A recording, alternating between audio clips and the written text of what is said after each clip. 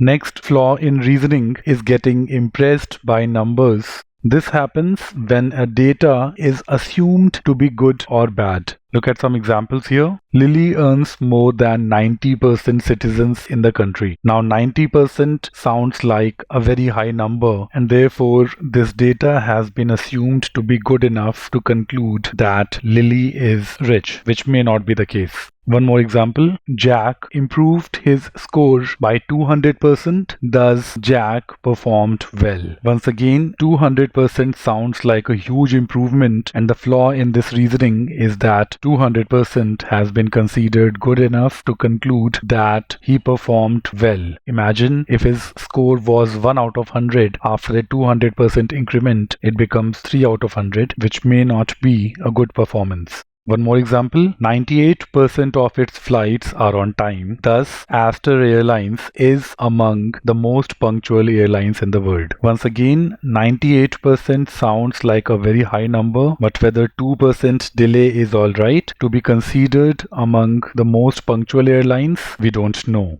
One more example, 0.01% defect sounds like a very good ratio, but imagine it is about medicines. Whether 0.01% is low enough, we don't know. So whether the company deserves applaud, this cannot be established. Let's take a GMAT-like example now. You have an argument followed by a question stem. Step 1, read the question stem. Step 2, read the reasoning. And step 3, have a broad expectation from the correct answer choice. Please pause the video and figure it out.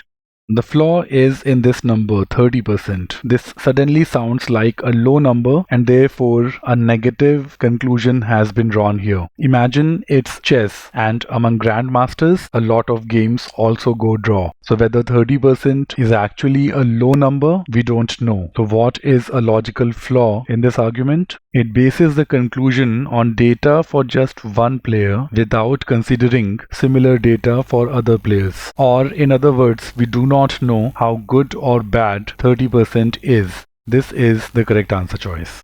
This was the concept, guys. GMAT shorts are deliberately kept brief. For an elaborate explanation, please refer the stage 1 videos. Thanks for watching.